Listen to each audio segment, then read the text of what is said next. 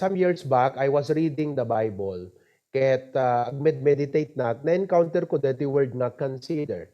So, kung naktibagik, parang malagip ko nga I have encountered this word several times in the scripture. So, I was intrigued, and so I researched on the meaning of the word consider and tried to look for all the verses in the Bible that has the word consider. This is what I have studied. The word consider in the dictionary, it means to note carefully. To note carefully. So, i-consider mo ngamin deto, kunada, kasla kumano, the decision-making aramidal, before nga jump in ka kadayjay, ada several things nga i-consider mo. So, di nga i-consider mo vital factors. You cannot ignore it. You cannot just set it aside. You cannot take it for granted or take it lightly. So make sure that when you jump into that conclusion or make that judgment, nga in-consider mo dayjay and you are ready to make that decision in front of you. So that is the meaning of the word consider. It means to note carefully. It means to concentrate upon. So to concentrate upon, consider, kahit na nga sa when, mabaling nga adda digiti issues or concerns iti life mo, but God is calling you to consider something that has of a greater importance than what you are concerned about. You are concerned about these things. What shall we eat? What shall we drink? What about our future? But God says, I want you to consider this. This is more important. Okay? And to think about it. Panunutin. So every day, there are a lot of things that go through the mind. And your direction in life, your mood of the day, the things that you are going to do all depend on the set of mind, the set of thinking you have. So it is very important that we set our mind on things that we ought to be considering tapno digito iti agbalin nga priorities iti panagbiag tayo. Okay? It means to meditate upon. The word meditate means to reflect. It means to see your situation in the light of the scripture. No, dahil iti ko na ti Biblia, ag-reflect ka. Okay? Kat ko nam iti bagim, how far am I or how close am I kadeti nga imbaga iti Apo. Kasi deti ti consider ko Di ba? So, no kuma agpadakder kat ibalay kat digijay detalye na kakabsat kat aduti every time ti karpintero no engineer kat adut i-consider na. Kaslang kumanok patakder kat balay kayat mo 5 story. Pero i-consider mo jay soil. Isong ada jay ko natin nga soil testing. Will the soil be able to bear that huge building you are intending to build? Because if not, then you better adjust the building ka DJ soil. So, ada i-consider mo. So, dito Bible, isod ikan consider tayo, kat anyaman nga galaw iti biag tayo, dito iti pangibasaran tayo. That is the meaning of the word consider. So, I hope I was able to give you an exhaustive, clear meaning of the word consider. Now, let's move. Okay, DJ kakabsat. Katanyon. Let's move to the points. Let me give to you the 6 vital things the Bible tells us to consider. Inem nga banag nga kayat iti Apo nga i-consider tayo iti panagbiag tayo. Okay? 6 vital things the Bible tells us to consider. So let us begin with Proverbs chapter 6 verse number 6. Proverbs chapter 6 verse number 6. Okay? Proverbs chapter 6, verse 6. The Bible says, go to the ant, thou is sluggard. Look at the next word. Consider her ways and be wise. So, ti Apo, kunana, i-consider mo detoy mindset iti koton. I-consider mo dayjay biag na. Di ba? Ikuton kat nagbasit It's a very little creature. Yet God magnified its wisdom. It is a very small creature with a huge wisdom. And I believe that today, adupelat atiwan takuton nga tao today. Okay? No kitan tayo kakabsat, ti biyag tayo ken dagiti biyag ti tao adupela nga amang ti atiwan takuton. What do you mean, pastor? No kwagabsat, no weight, ken size, maabak di kuton. Ngam no wisdom di pagsasaritaan, at adu nga amang iti atiwan takuton nga tao. Kasi makita yung kakabsat, the word wise ket manakem. Amuna iti rebeng nga aramidon na. That is the word wise. People today do not consider. Basta no anyat nariknanan, impulse buying nga makuna. Okay? Impulse buying. No anyat mayat jiriknana, banat lata, han agi kon consider, han pampanunutan no, is this wise? Okay ba to? Anat advantage na, anat disadvantage na. Ket no ma-realize na nga han nga nasayaat, uri kumakayat jiriknana, adakin naman nakim na nga mang parbeng, makontrol na di sarili na that I better not. Okay? So, makita yung kakabsat, nga uri nagbasit ako to, adupe lang ti atiwan na nga tao, no kinamanakem ti panagbiag ti pagsasaritaan. So, what wisdom is the Lord trying to teach us from the ant? Nga kunana, go to the ant, thou is laggard, consider her ways, and be wise. So no kano imutagtakam DJ dalan iti kuton agbaling kanto nga masirib. What is that? Which having no guide. Kita nyo awan iti mangidaulo. You know why people need a leader? Because people are unruly. People tend to do what they want to do. And people tend to go astray. So that is why there is a need for a leader to set the rule, to lead people, to rally people, to influence people into a desired result. But the ant has no guide, kunana, or overseer, awan ti mangkit kita, or ruler, mangibagbaga di rebeng aramidon na, ngem amunat aramidon na, day jay ti manakam nga tao. Isut i-consider tayo. Kat ano dahi ti aramidon na, provideth her meat in the summer, amunat agsalukag, and gathereth her food in the harvest. Kuna ti Ilocano, saganaen na ti kanen na ti kalgaw. Ma-anticipate na iti kalgaw. Agurnong iti taraon na iti panagani. So, ma-anticipate na di future, kat makita na di opportunity iti present. So, he takes advantage of the present opportunity to prepare for a coming crisis of the future. So what do we learn? Nga i-consider tayo iti panagbiag tayo. Deti kakabsat, number 1, consider about being proactive. Consider about being proactive. Now, this applies to many areas of life. For example, if you're a parent, you are considering the future of your children. So you take advantage of the present opportunity. Amen. Okay? If you are a student, you are considering your future. Anyan to, dagiti mapasamak ti masangwanan. Ag-asawa akto, no palubos ti apo. Agpamilya akto, no ipalubos ti apo. So you discern and take advantage of the opportunities of the present. Adda iti gundaway kong agbasa, adamang pabasa kanyak, adda mabaling ko nga pag-sidelinean, tapno makapagbasa ka na sayaat. So I'm considering the need of the future, and I will take advantage of the opportunities of the present. Dito church tayo. Do api nga kas JT kadakkel jay building kakabsat. That building can actually accommodate about 250 to 300 people on a normal capacity. No squeeze mo, which is Pilipinas, Sardinas, umabot kakabsat ti 350. Pero pastor, why did we build that huge building? Api nga naggastos tayo kami tinagdakkel kat nagdakkel a kapilya. Well, we have a patriarch with a proactive mindset.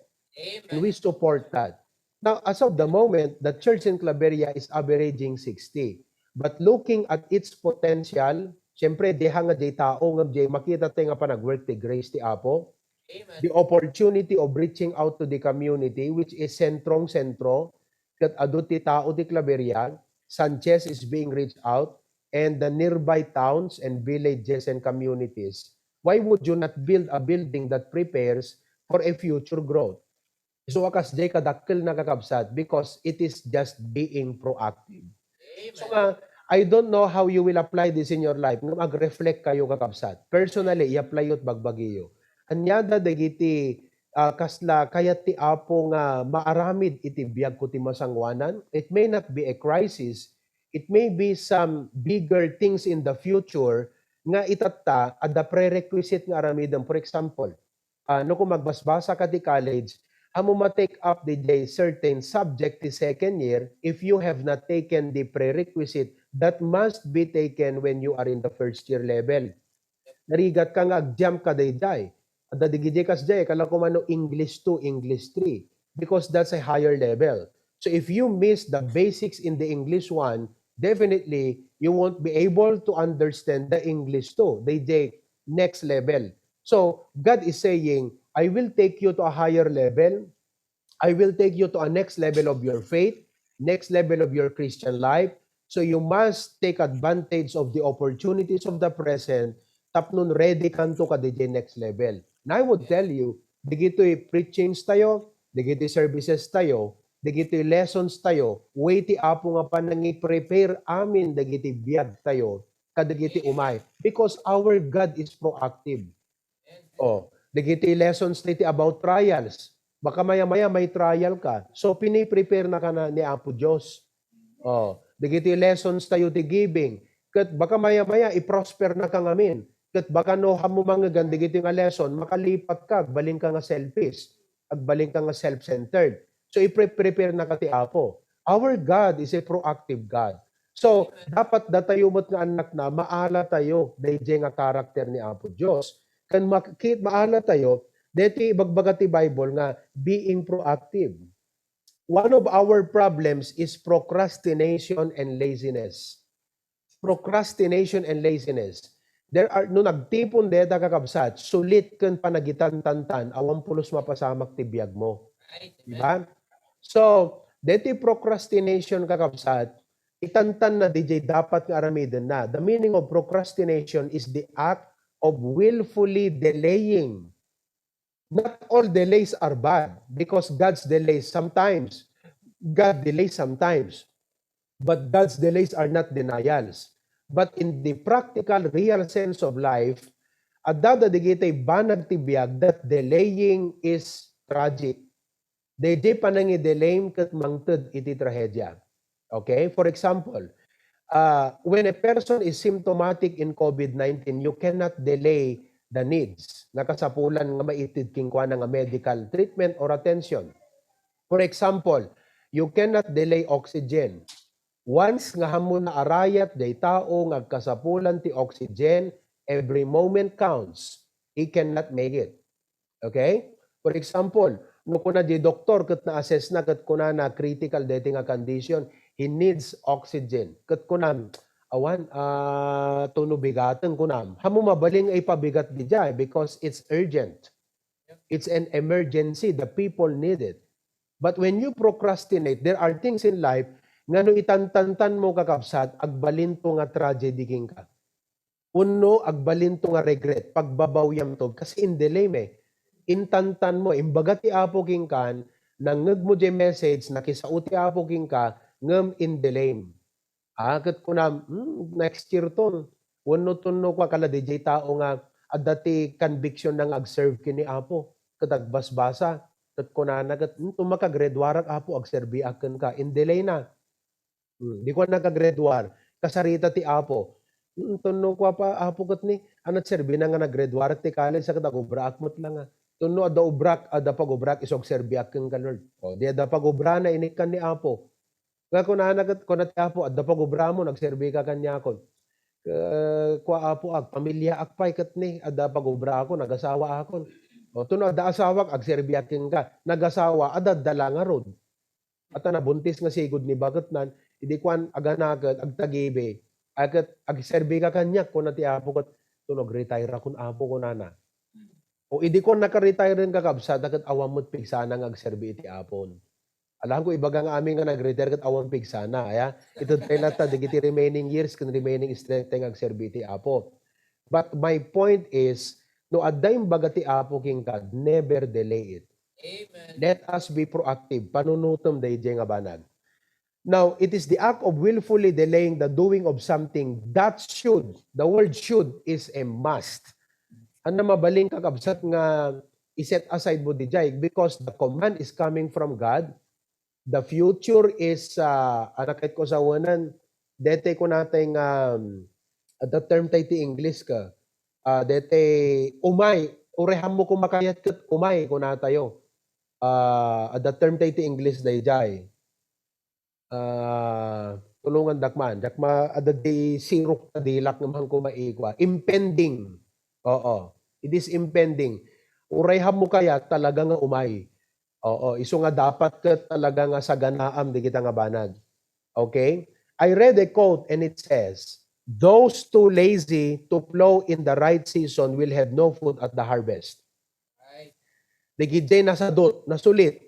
Api nga nasadot, there are reasons to api nga nasadot iti may isang nga tao. Kasi damot pigsana nga agubra, damot skill na nga mabalin na nga ayubra, ngam api nga nasadot. Well, it may be character or it may be playful. At dati sa bali kakabsat nga turturong ti pampanunot, han na makita kakabsat DJ dapat nga pagseryosoan na. Kumbaga kat serious ngam sa bali pagseryosoan na. Mas lang ko madigiti ubing itata. Kat imbes nga basa kat seryoso mo ti ML, computer mo. Oh, nakasiryoso pero may nga talagang agmalmalom yan ta computeran, ag ML, mano nga gastos. Agasam DJ, time nga ini-spend na resources, kan DJ nasayang nga gundaway na kakabsat, ket no kuma nagseryoso iti dapat nga nagseryosoan na, ti pinagbasa na, okay? Dete panagadal na, wenno pa nagsursuro na kadigiti importante nga skill. Di kad nakaragragsak nga umuli iti next stage ti panagbiag na ata equipe. Amuna pero wala hindi proactive. To be proactive means acting in anticipation of future needs or problems. Okay? Future needs or problems. So, daytoy kakabsat, hante agpapada iti sitwasyon iti panagbiag, na duma-duma dagiti kwa tayo, dagiti pasamak tayo, kung dagiti dumteng iti masakbayan, but this is a very important principle to consider. I believe even as I share this with you, humanly speaking, human pala nga, on the human side, amok nga kunam, gusto net ako ng pastor. How much more numangagam nga ti Apo iti mismo nga nangisuro kada tayo nga anak na nagbalin tayo nga proactive.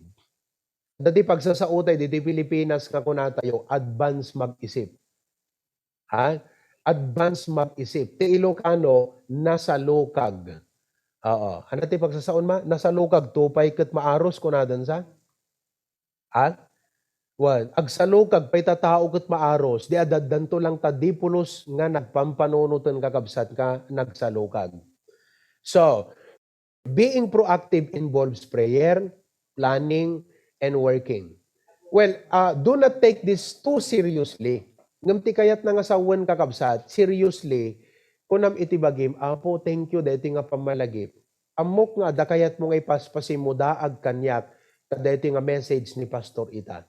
Mabalin nga dati dumteng nga crisis ti future, when no mabalin nga ti biag ko ket isaad mo iti next level iti pamati, mabalin nga kayat nga usaren iti masangwanan, iso nga dapat ita, digiti opportunities nga inted mo nga makasursuro at makaadalak, maikwipak iti sasaom, Apo agbasa ak ti Biblia, agdingeg ak ti sasaom, tapnon kadigidjay kayat munto nga panangaramat kanyak ti masangwanan nga aldaw, ket Apo mausar nakto nga epektibo. Kasi datayo amin nga ti olde nga Christians ket saan laeng nga detay agsolba ti problema no di ket agserbi ti Apo.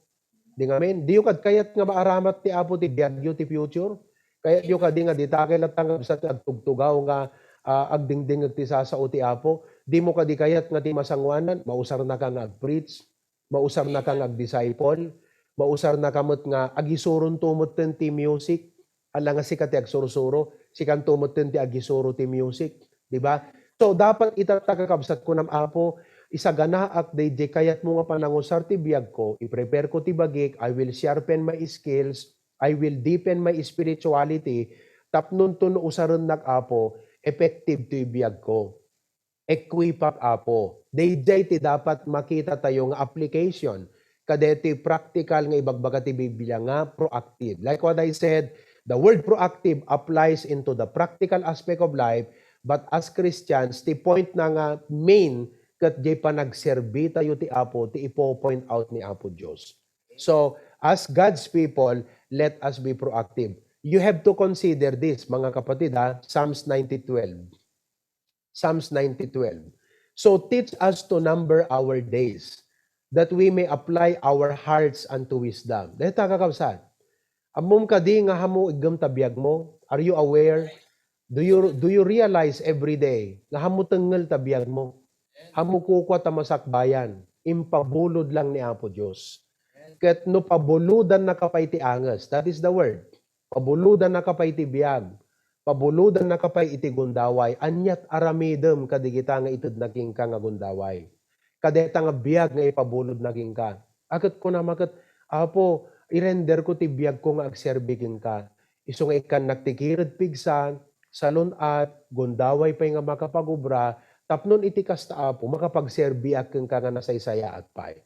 So, bottom line, let us consider about being proactive. That I hope nga dating nga message, kakabsat, no medyo makaturturog tayo, nariing tayo, nakiliti, di panunot tayo, nakiliti ti puso tayo, nang runa, jay pamati tayo, kat kuna tayo. It's about time to be serious with God. Okay? Ang kung nga itantantan, ti pa nag-commitment ko, ang kung nga itantantan, ti pa nang idedikar ko, ti biyag ko ti apo, because I don't know tomorrow or the future. So, idedikar ko ti biyag ko ti apo, kat ikan nag-apo ti wisdom, tapnon makapagserbi aking kaapo nga nasayaat. Amen ba mga kapatid? Amen! Amen, kakabsat? Oh, kita nyo, special. Well, in-share ko DJ nga message iti HBBC Hawaii iti Lunes, ket itay aldaw, I was preparing my outline, ket rinibuk DJ ket kunak baka hang ko maibagan DJ balikas nga na ibagak sadyay iso nga deti man lang iti alakon nga i-play nga iso iti adalan nga buyaen itatta nga malem.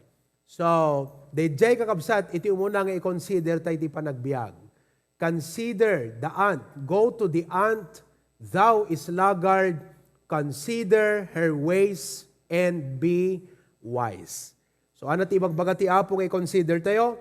Consider about becoming what? Proactive. As a Christian, ti proactive nga mindset tayo, dua. Antisiparan tayo, digiti umay nga problema, kat isaganaan tayo ita.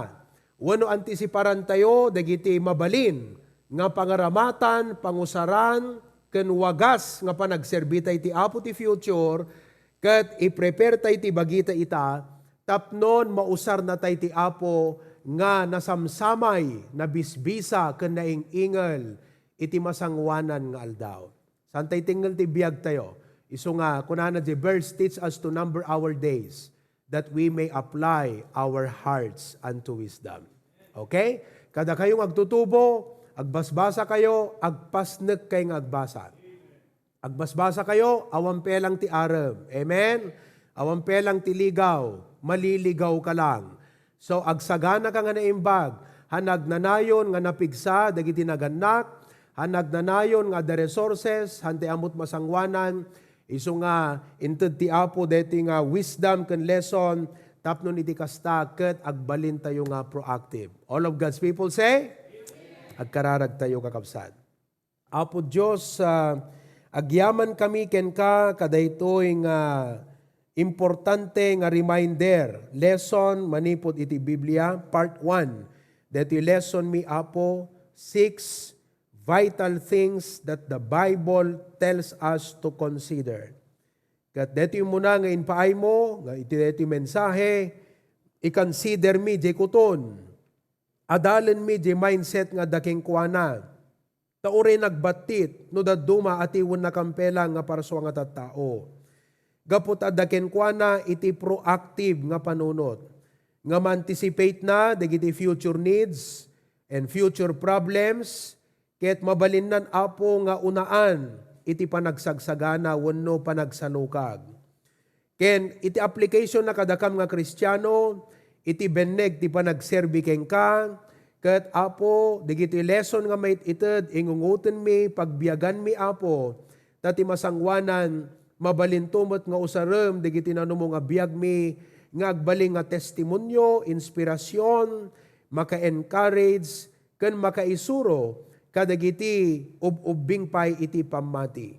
So nga po, dayti nga lesson, balunan mi apo Diyos, ket i-meditate mi pay. Thank you Lord, kumti gloria ken dayaw, in Christ's name we pray. All of God's people say, Amen.